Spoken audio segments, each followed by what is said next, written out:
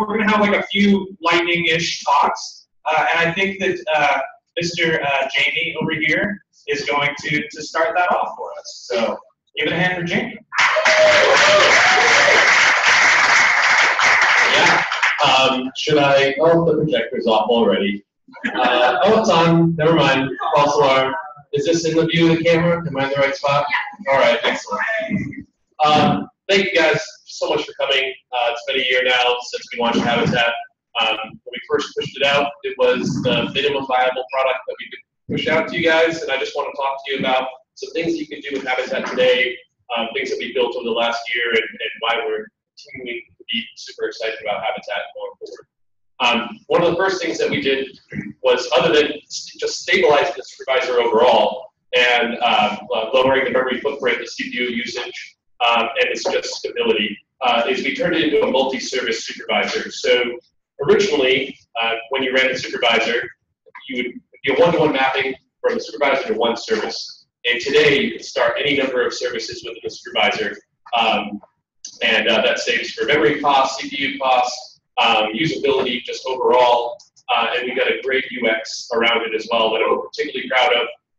And we actually have UX people on our team that helped us with this. It wasn't just like, it wasn't just a bunch of programmers that were like, I'm the best artist in the world. Yes, we are. Next bit, this is dead now too.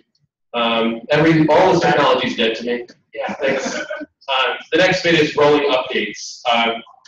One of the things that we've been doing on the Habitat team is going out to customers, going out to their place of business, sitting with them and asking them what we can do to make their lives better with Habitat. We don't put anything into Habitat unless the system needs it and unless somebody's asking for it right now. We might have in our roadmap the idea that we're going to build something, but we prioritize that roadmap based off of actual consumption and use. So somewhere here, last year, November-ish, we went out to a customer, and they said, you know what's great is this rolling update, this update thing. You know what sucks is that every service instantly turns itself off and turns itself back on because the system propagates information too fast for us. What would be great is if they did it in a fashion that was more like what an operator would do. Update one, then the next, and the next. So we implemented something called rolling updates, and you can turn that on right now. It's just available. One of the next pieces that we worked on was stabilizing the interface for what it is to set up promises between a consumer and a producer. All that fancy talk means is that you can say, I'm an application server and I depend on a database, and it just needs to give me a port. I don't care what that package is or what that database is, but it needs to expose a port. And then a database package can then say, I expose a port. And what we're doing is creating a polymorphic relationship between two different services. And this allows us to, at runtime, provide a typed interface. This is great. I have to speak only when the monitor is on, apparently. At runtime, create this polymorphic relationship where you identify and discover things that you said that you need to connect to. We also made it so that way your supervisor will wait until all of its dependencies are available. So if you say that you buy into a database, the database isn't up yet, the supervisor will sit there and wait to initialize your service. Just further helps with the core UI that we had. Another great piece that we worked on is the event stream. The event stream was written by Josh. Josh Black's on the team. He's one of the core members. This piece is especially interesting. Right now it's available. The supervisor, we're going to add some more UX to it, so the supervisor automatically finds the event servers that it sends data to. But basically what this thing is a giant place for a fire hose to pump data to. And then you can speak a protocol to it to pull data off and then put it into a database or into a visualization layer that you want to. And hopefully what we can do later is allow you to provide or create like a real-time interface for what's happening in your cluster. And I'll talk about that in a little bit. This is the overall architecture of what Habitat looks like today. On the left, you have the supervisors. If you aren't familiar,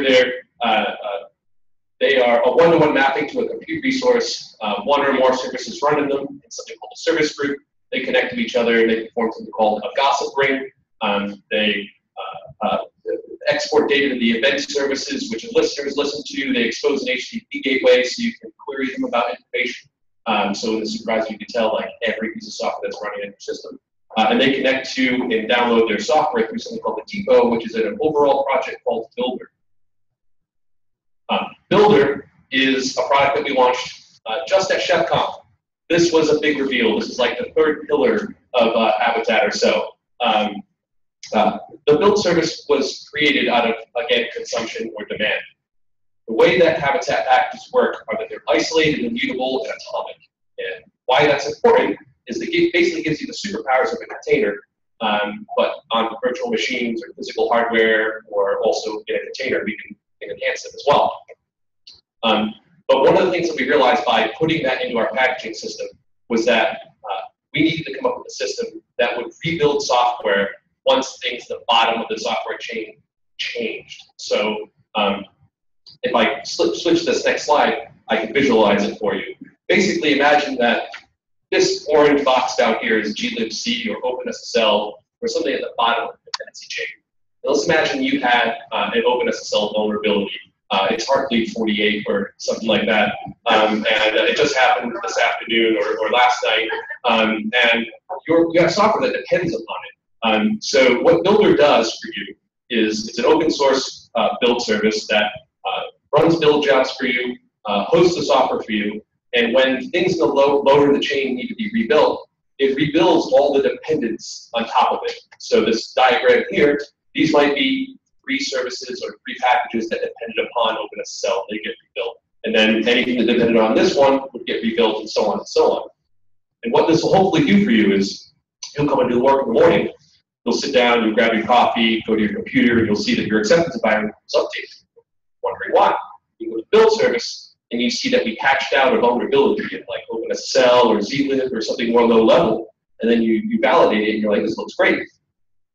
And then the next thing that you do is you say, cool, acceptance is working great. I want to promote that to production. So you press the promote button, and then your acceptance environment's been running, looks excellent. You promote it to production, or the stable channel, which production's listening to, and then a rolling update occurs where the software is updated across everything. And just like that, you literally patched out whatever version of Heartbleed it was in moments. And while you were sleeping, your acceptance environment was updated. And then your QA team was like maybe white gloving it with 8 minutes in the morning. And that's pretty much the grand vision. And we put out that last service again, like I said, at ChefConf. And we've got some more to tell you about that and some upcoming features. But first, I want to hand it over to Fletcher. Fletcher Nickel is somewhere in the room. Maybe not. Yeah, well, you know, he's a great developer. He's not really on time ever. He's Canadian. He's Canadian, so he's pretty nice. We're talking about Canadian stereotypes today and how if Fletcher was a WWF wrestler, this would be, oh, what's that? Never mind. We'll take this discussion. No, I know what was wrestling. Oh, if Fletcher was a WWF wrestler, he would be a Canadian. And the Canadian, basically a jean suit with maybe a hood. And he's just like overly nice, so he's like, oh, I'm sorry that I DDT'd you, you know, or something like that. And just a good lunchtime conversation. But how about I open up your slides and transfer it over to you, man? That's good. I was going to fix your slide clicker not working problem. I'm about 80% of the way there. But that was my problem. Voice control. Yeah, I got it. Ask Siri. Jamie, next slide, please.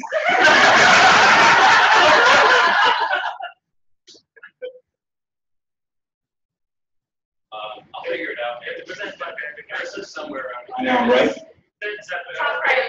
Upper right. Got it. You want this one? You want the first one? It's all good. You're the same, but. Add a comment, please. Let's get a round of applause.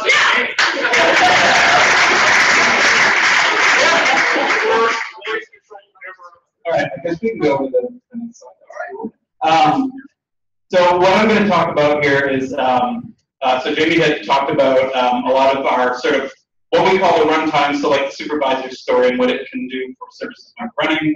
Also with Builder, which is kind of the system where like it all comes together and feeds into like what the supervisor consumes. And what I'll be talking about when the projector comes back is what we call the build system. So this is more for you as like the developer, the user that is kind of making the package and like going through that sort of initial build process before eventually Builder would take that off your kind of day-to-day and kind of do that automatically for you. So the last year, I guess you can go to the next slide here. I kind of was looking back through our release notes, which was a really kind of fun and a little overwhelming activity to do. And I guess I could see that we had sort of three themes, which you can clearly see here. So it was the idea that, to a certain extent, like the build system, the idea of like the plan, the build package that launches the service, that hasn't really changed, which to me has been very good because we spent a whole year kind of continually validating this. So what we've been doing instead is kind of continuing to make it better and quicker and like, you know, more straightforward, as well as going up to customers and sort of sitting down with people with their problems and with our problems and trying to find like the sort of like the what's missing. And so discovering these new like concepts, these missing things that we would call like a habitat noun today, has been something we've been focused on, as well as kind of continually using the product and using like experiencing the workflow, letting that loose on other people, and then trying to kind of get that feedback so that you kind of get to this nice place where ideally you can try habitat without really needing to fully understand the whole thing, and then getting some value and sort of seeing, after I did this, which was kind of cool, what exactly happened. So let's see what I got on the next slide. And yeah, so on the continuous improvement side, this is a bit of a just shotgun list of sort of different things. So if you have been a Habitat user or you've looked at it before, say you looked at it a year ago and could remember all the details, let me tell you what's different or cooler or more up to date. So I know the first thing on here is just a subcommand that a user can do search for packages. I believe this was also a user contribution. So this was, I don't think, a 14 edition. We noticed a problem in deploying our own software that in some environments when you have this nice little command line tool that likes to produce colors and progress bars, sometimes that's awesome and sometimes that's not so awesome. And it depends on the circumstances. So we did some work to make our own tooling more an ideal Unix citizen. So if you're in a non-interactive environment, if you're kind of working on the other side of like a provisioning tool, it would probably be great if you're not, you know, producing progress bars and maybe in some situations throwing fancy color codes that like the other side can't accommodate. So I only call that out because that was actually a lot of work to make it look like it wasn't a lot of work. Kind of similar, this idea of our studio as our build environment. Currently, there are some requirements under the hood. If you're, you know, on a Linux system, you sort of need some root-like permissions. And we're kind of going for a workflow where that would be nice if that's not something you always have to think about. There was, I think, around launch time, this interesting period where if you were a Linux workstation user, you were calling like sudo have commands an awful lot, and we were really looking for the places where you shouldn't have to be root for everything with Habitat. So we did some work there. We at some point realized that for kind of building the other software in the GNU toolchain system, it's a magical thing called package config, can solve a whole lot of problems, and we were leveraging it like 60 to 70%. And kind of realizing that, we added some support so that the package config and kind of through how it uses environment variables and the build system providing that out of its packages actually makes some magically building software. I know when I was working on some Rust code kind of independent of all this, I had a moment where I didn't understand how that could have possibly worked, and then realized, oh, it's package config coming out of our own packages supplied the right config and made my build experience magical. So I think Jamie may have touched a little bit on this. So our templating system that takes sort of that runtime configuration and renders that into config files for services to use. We put some time in on that to add kind of more logical and useful helpers that you might need, like perhaps I have a value that needs to be uppercase or camel case, or maybe I need to know the count of something, or I need to know which members are actually alive in this other cluster as opposed to dead. So there was some work done in there, and I would also call this out because we had a user that contributed, like a contribution from the community. And I think this person turned it around in like an evening, and we had just landed some of this work, so that was super awesome. They were able to kind of solve their immediate need even before we were able to help.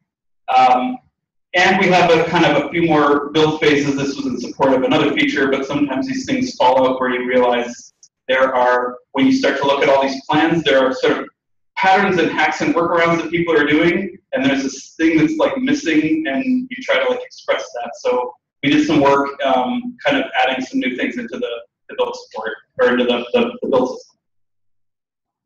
Let's see. Also, Windows. So this was maybe the one thing that I was hoping we'd be able to have for launch time. This was a hard choice to make early on. We can either show sort of the heterogeneity or the portability of the workflow, or we can sort of show sort of like one target or one solution and like complete the whole sketch of the idea so people get the idea. So that's the approach we took. But we were very lucky after launch. We had sort of the right people with the right know-how at the right time. Give it up for Matt! Stephen Lowski as well. I don't know if he's on the live stream or not. Those two are my Windows gurus, and yeah, they're my Windows spirit animals.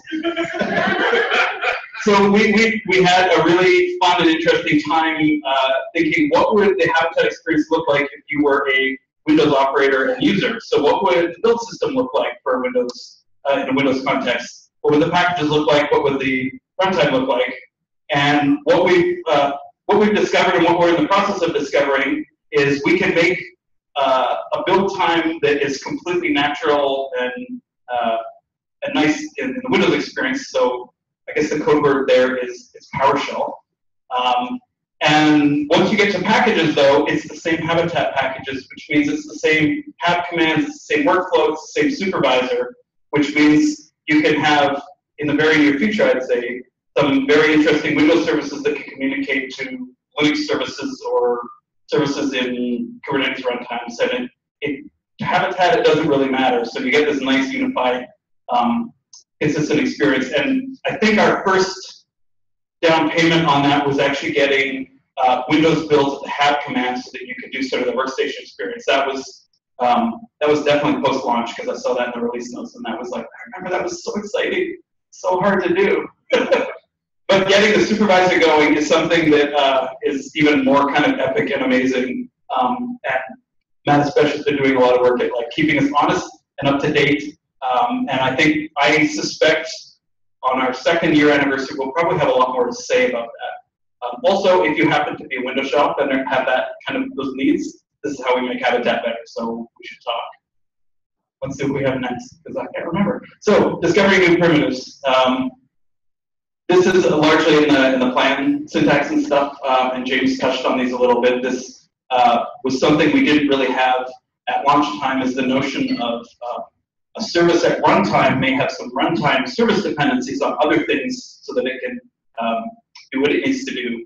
And what we realized is that wasn't really expressed in the build syntax at build time, which is useful because once you have that in your package, that is sort of, it's information the supervisor can then use to know how to run that service. So a few of these kind of build primitives like package binds, package exports sort of feed into that what did you use the term for that? You had a really polymorphic something, yeah, okay. And this was all in service of this notion of bindings. So what you can say that my service depends on database, and what I need from database is the port, so I can know, where I'm going to connect to it on what port and that kind of thing. We currently have this notion of a required binding, so from a services point of view, something that you must provide in order to satisfy its requirements, and the notion of an optional binding, which would mean if you provide it when you start the service, it'll act like a required binding, and if you omit it, then that's cool. There's probably some fallback way that I can do what I need to do without the binding. So that's definitely new. And the last one was, I guess, one of our more exciting things that we announced at ChefConf is this notion of what we're calling scaffolding, which is almost a non-feature, I'm hoping, the way that people would actually use it. So it's a way that if you could tell Habitat, hey, I have a Ruby app or I have a Node app, then if we had a way that the build system could say, that's cool, I understand the shape, and I can sort of see the requirements of your application, I sort of can provide you the implementation for your plan so that you don't have to do it, because I've seen all these Ruby apps and I know how to build it. That's kind of what scaffolding is trying to, that's its goal, is so that, like, as a developer, if I could push my app to Heroku and have it decide, how to build my app, I ought to be able to do the same thing with Habitat, plan to build a package. So I don't have a screen grab of this, and I think Jamie's talk has one, and the keynote at ChefConf also shows that you end up with these like 5 or 6 lines of like shell variables, which if you squint your eyes, it's just metadata, and there's this one line that says like package scaffolding equals. That's kind of like, that's what this feature in my mind boils down to, is this one little extra line when does all this awesome stuff. So it's hard to describe because it's really awesome, but for most people, it should be just something you don't think about.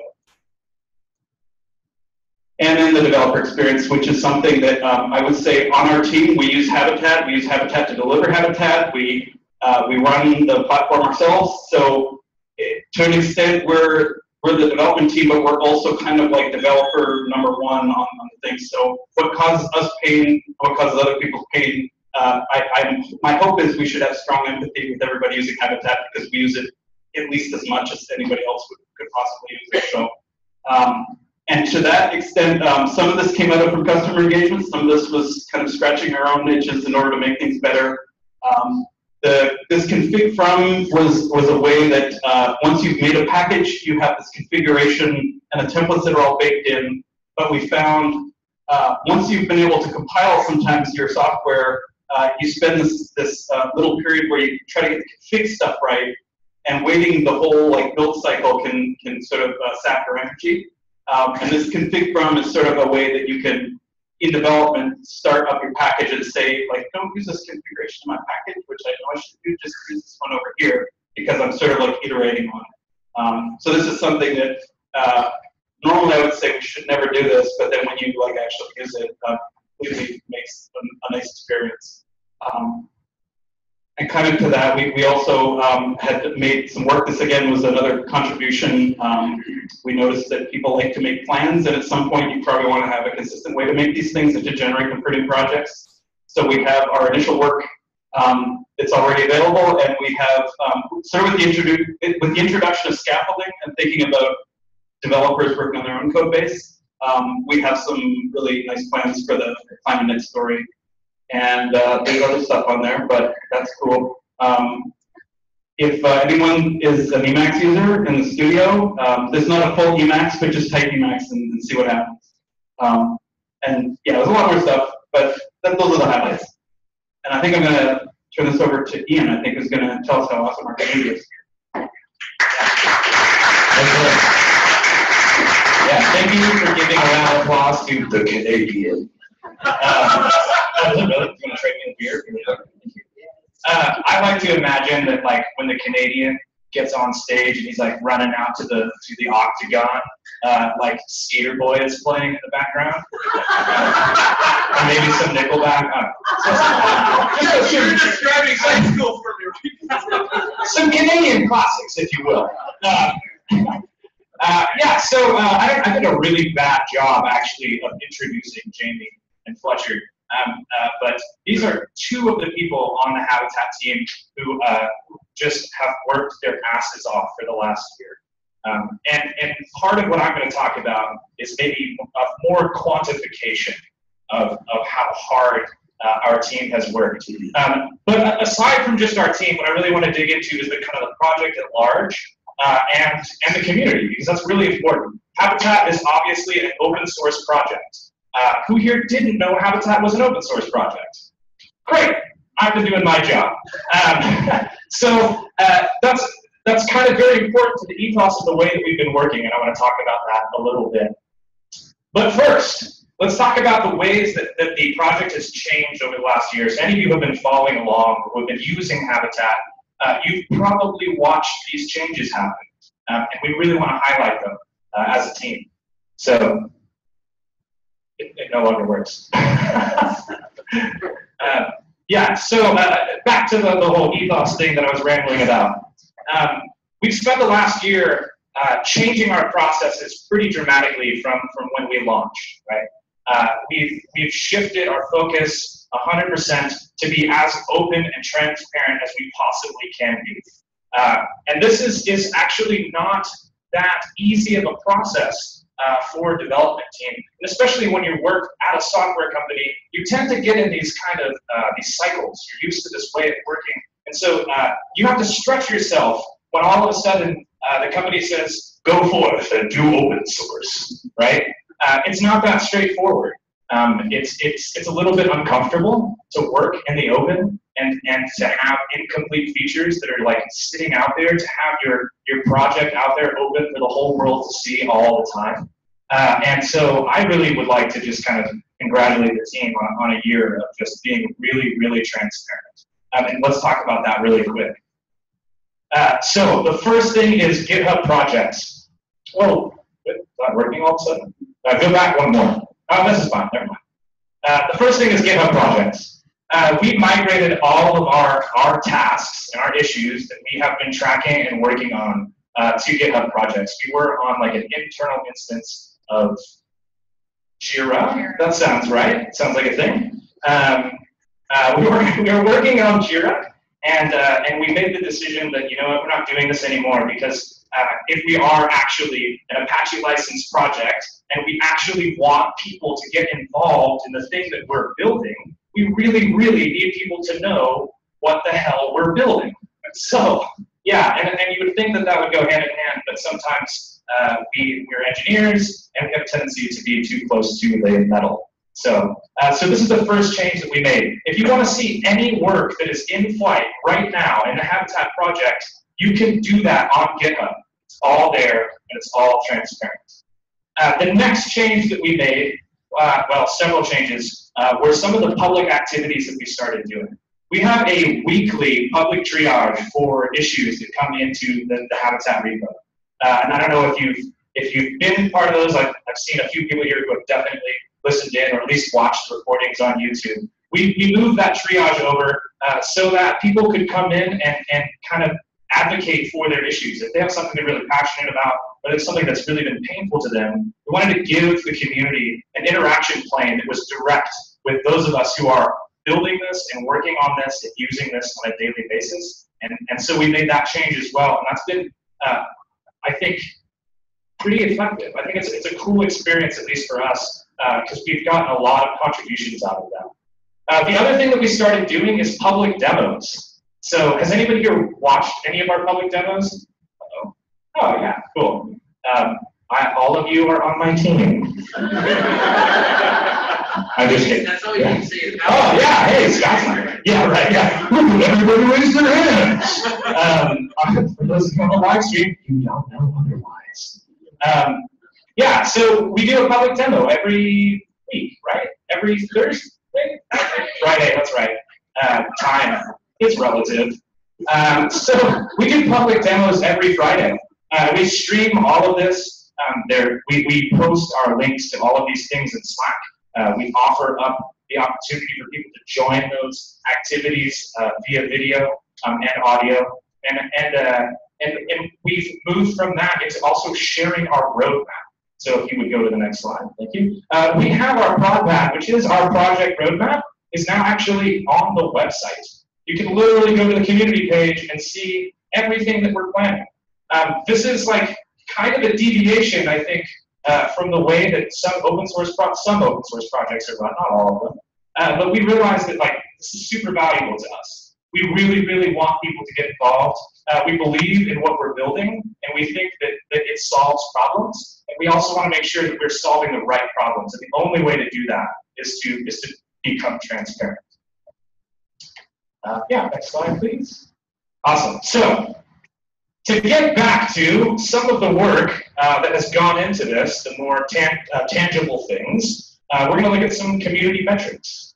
So in the last year, this is how much work we've done. So much. Good job. Yeah. Yeah. It's eventual consistency is what you call that.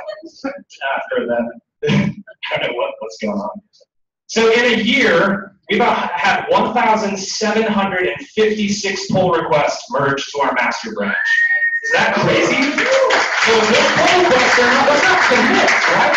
That's 1,756 pull requests, which could consist of God knows how many commits in some of them. I think where's Adam at? I feel like Adam had one that was like 40,000 lines of code. Yeah. And I actually did put one. That's an Adam commit. It just like breaks that out on a Sunday.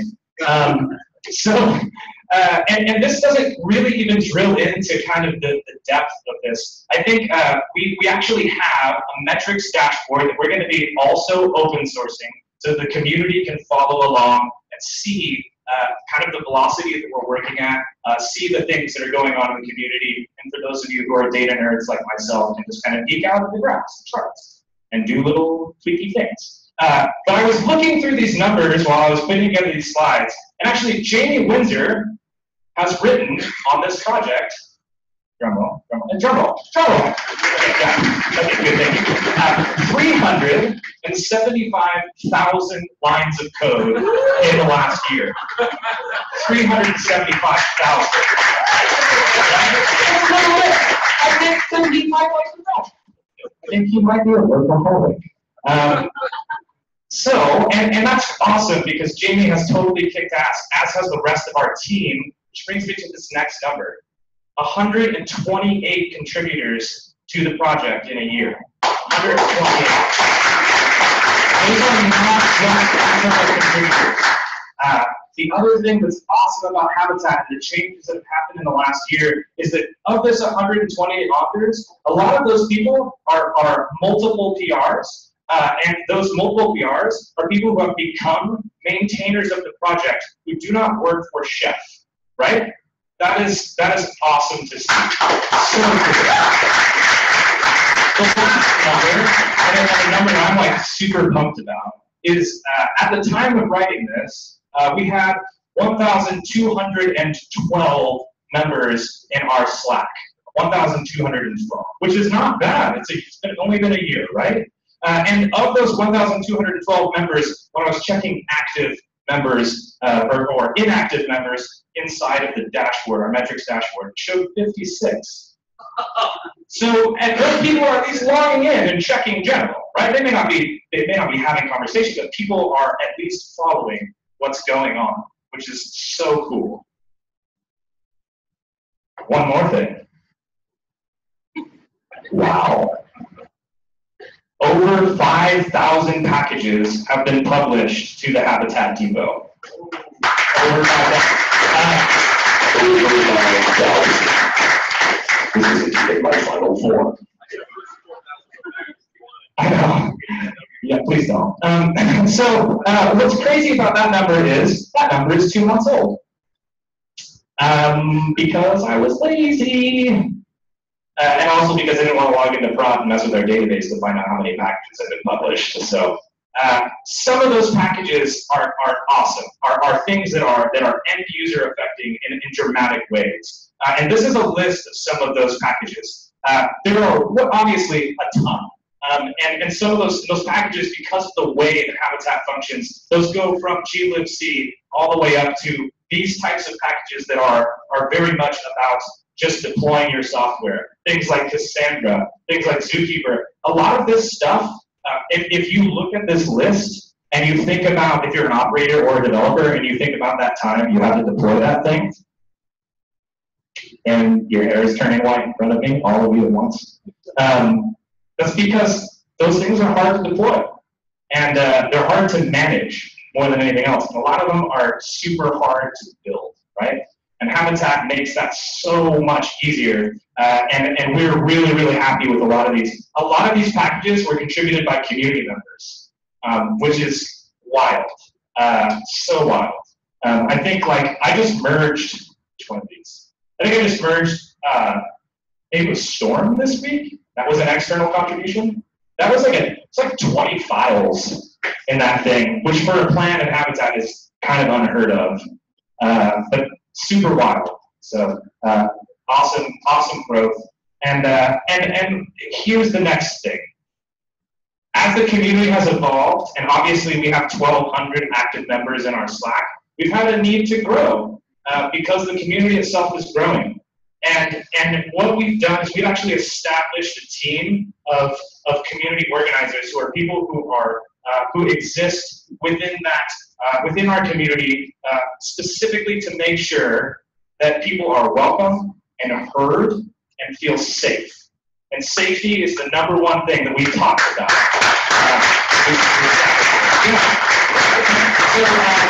So all 3 of these people are wonderful humans. Tasha is right back here. So we can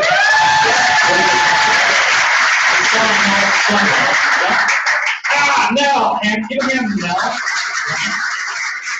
And he lives in San Francisco, so he's not Seattle effectively. But Ben, yes, awesome. And watching these 3 people, the reason that we elected these 3 people, they actually volunteered, right? I had a list in my mind of these 3 people specifically because of the way that they've conducted themselves in our community, helping people, making sure people feel comfortable and safe. And because of that, we elected them. But these people were given the option. They volunteered, and that is super awesome too. So here's the 2018, right? Yeah. So there's some other cool stuff that we want to talk about kind of briefly that's coming in 2018. It's really exciting. And I'll just start with like one thing from the community that we really want to push forward. We've worked really hard to get to a place of transparency, to get to a place of openness, and to get to a place where people are being fostered as users and fostered as community members. We want to push that further in the next year. What we really want to do is we want to kind of bring to the forefront like a real mentorship program for people who want to be contributors and who aren't yet. We really want to make sure that people who don't know Rust can learn Rust and have access to us, the core maintainers team, who will give you time to help you with your PR and push it over the finish line. So that's just one thing, and I think Jamie had some stuff he wanted to talk about too. That might be, oh, you know what, actually, I just realized. Yeah, no, because community. One of our community members is standing over here going, what the shit, I thought I was going to talk. And this is Chris from Alaskan Airlines, and he's going to talk about his habitat experience. So you can get the laptop. This one.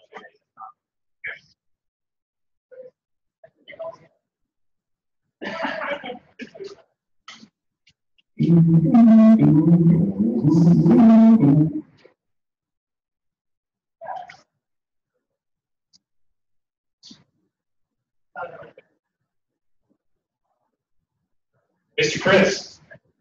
Hey, everybody.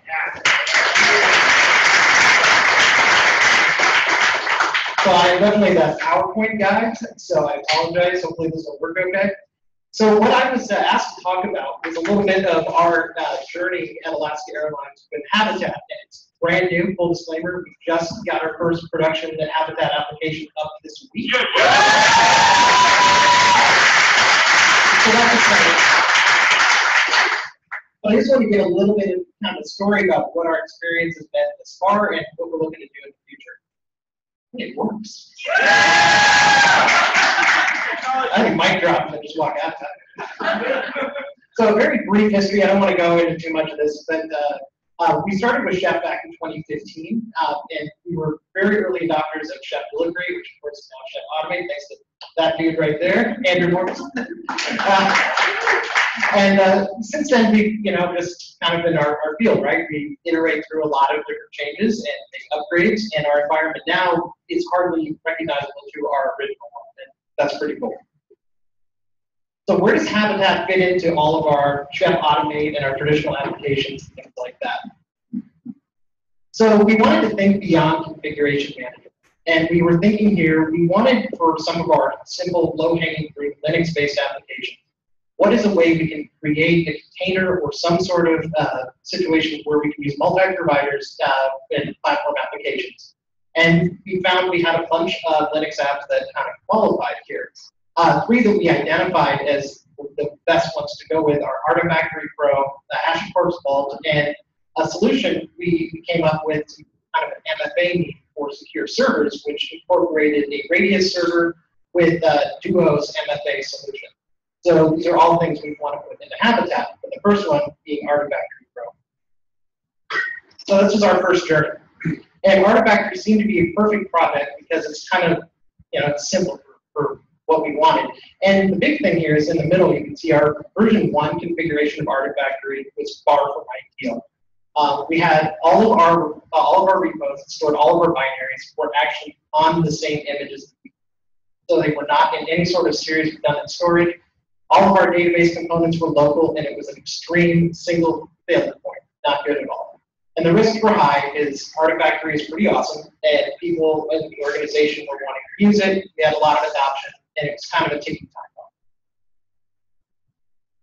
So what Habitat offers us with Artifactory Pro is we have the ability to have a lightweight, multi-provider solution for Artifactory. And we chose to do this in Docker because we're thinking we'll start with on-premise, but we also are an Azure shop. We want to get that in Azure Container Service and maybe even AWS. So we wanted something that we can just take and move it anywhere.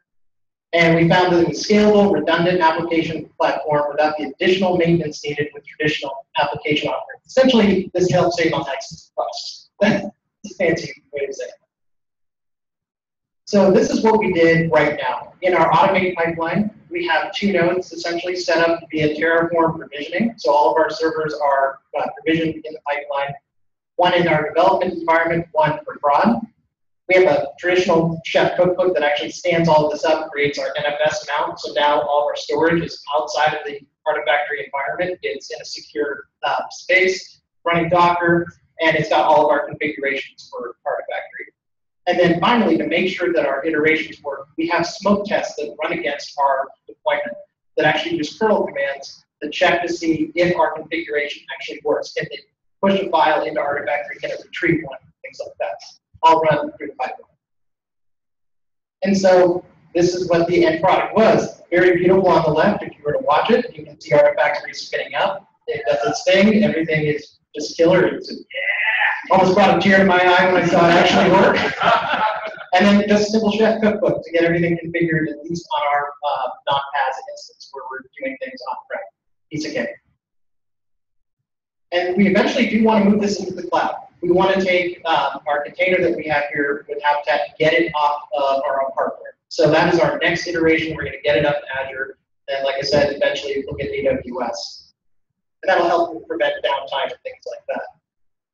And this probably is my favorite point to all of this, is that this is our biggest journey kind of into open source. Alaska Airlines is an 80-year-old company, a lot of old school stuff.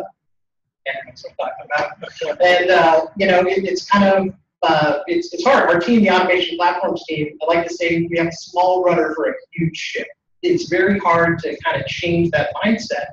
But probably the coolest thing is getting our leadership to see these products is that open source doesn't carry a stigma or nearly as much. And here we are, this big enterprise, got planes in the air. Open source is actually something that people are excited about. And so we start small in our contributing, just core plan updates, and then working with Ian, put a hopefully smiley face there. I'm a newbie with Russ, but he assigned me a boat to play around with, so contact me. That's where it starts. That's it. So yeah, our goal is we want to actually be large contributors too. I mean, we're benefiting from open source. It's been killer on my team alone. With the exception of Automate, everything we run is open source. So we want to actually contribute back into the thing. So what's next? More Habitat onboarding. I'm a huge nerd. I love staying up late at night diving into this stuff. Some of my coworkers, they're like, okay, this is cool, now we want to get on board. So really the next thing is taking knowledge and sharing it and getting people excited about Habitat and then taking that to our developers. There's already been a lot of interest regarding containers, and I think this is a great way to kind of segue Habitat into that. And then continue our work on Radius/Duo and HashiCorp Vault. So essentially, that's where we're at right now in a nutshell. And we're in prod with Artifactory and serving stuff, and no one noticed the update happened. So that's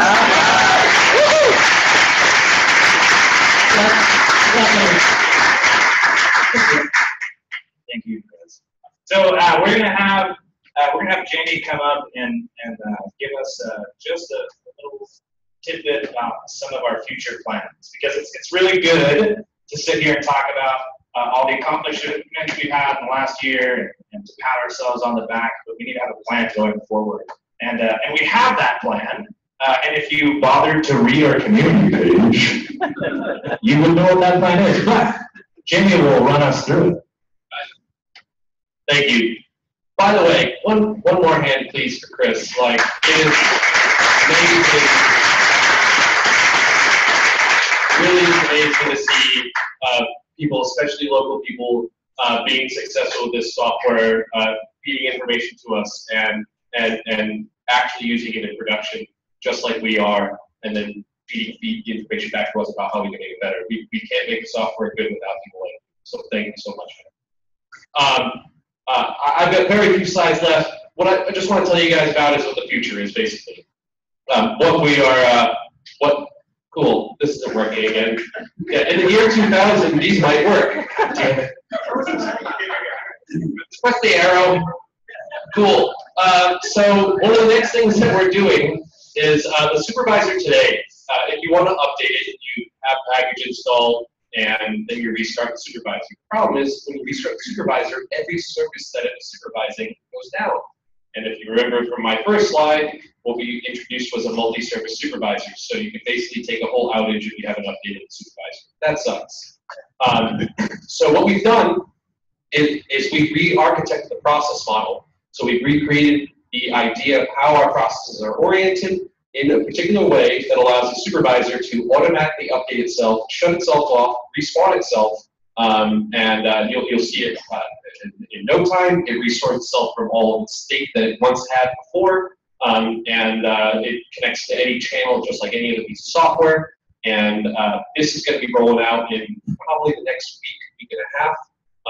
It might be in the very next release. This is something we're particularly interested in as well, as because it's process one. So like if we've got some community efforts that are going on right now to build a habitat package exporter, an image exporter that exports an actual like Linux image and ISO file that you can start, and this would be the process one of it, and this would be the real full init system. So I'm particularly excited about this, not just because we can get the updates automatically in every environment we have, but also because this solves the final piece that I believe that we needed for this was 100% ready for production.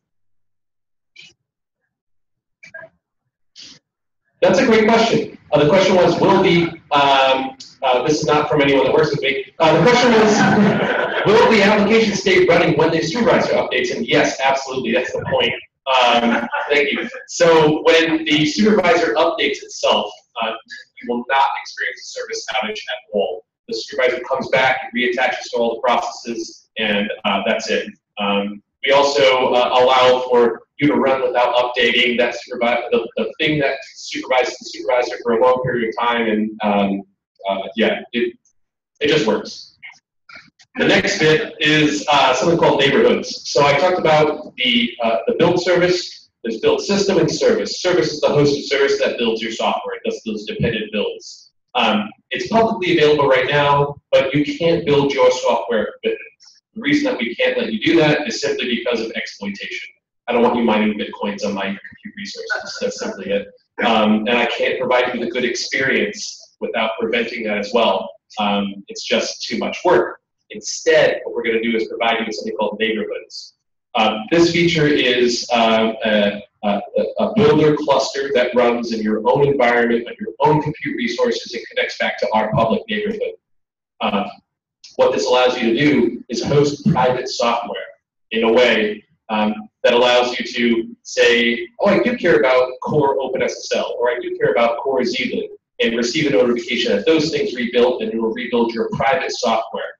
This works in an air-gapped environment. We're working with enterprises and other customers to make sure that we're delivering the right software, the things that people want in the right shape. You don't need to connect it back to our public environment like I just described. That's just like the really cool mode. But if like you have some regulations that stop you from receiving upstream updates and you need to like really check them out and make sure they're good, we'll support that as well. But this is a huge feature that we're working on. I'd like to point out a couple teammate members, by the way, who have really helped make this stuff possible, which is Chris Mayer and Salim Alam, who have done amazing things for builders. This software would have not launched without them, and they're going to be integral to neighborhoods as well as probably Nell Shamrell, who you saw a little bit ago on there. She was recently, yes, please, yeah.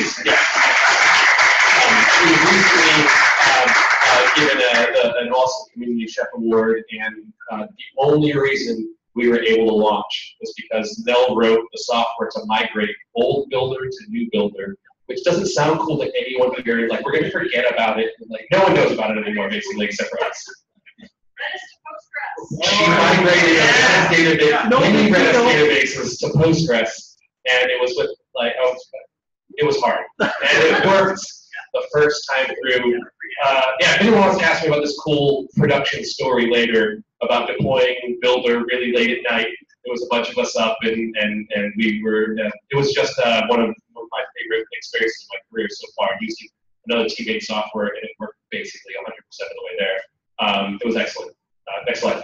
Thanks to Matt for helping with it too. Yeah, Matt as well. All right, so the last piece that we're going to be working on, this is just a code name. There'll be a real name for this product. This is not going to be an open source offering, but I wanted to tell everybody about it because I talked about event streams and what that meant. So event streams are a live representation of what is happening in your cluster right now. So Habitat's a distributed system, and things are all moving concurrently at the same time. The event stream collects that data, and something needs to read from that fire hose to the top end. So you can make it yourself, but we're also going to be providing a solution for this, which basically reads that data, puts it into a real-time database, visualizes it, and what we want to be able to show you is in a web UI, watching a rogue update happen, or watching a security vulnerability get identified. Things like this.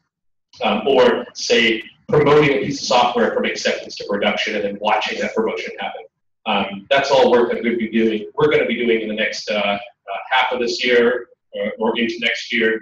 And that's pretty much what the future is for the Habitat team, the Habitat project. Aside from continuing to support the community we have, making sure the core plans work exceptionally well and stabilize that supervisor to be completely production ready. If anyone wants to reach out, please join us in the Slack channel. Like Ian had mentioned, we are a completely open project, and I'm just so thankful for the community that we've built in such a small amount of time. There's 10,000 people in this room right now, and it's unbelievable. I'm not even exaggerating a little bit, and thank you all for joining us so much. Thank you.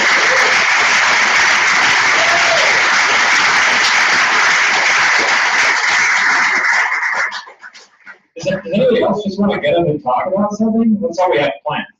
No? No takers? Okay. Yeah.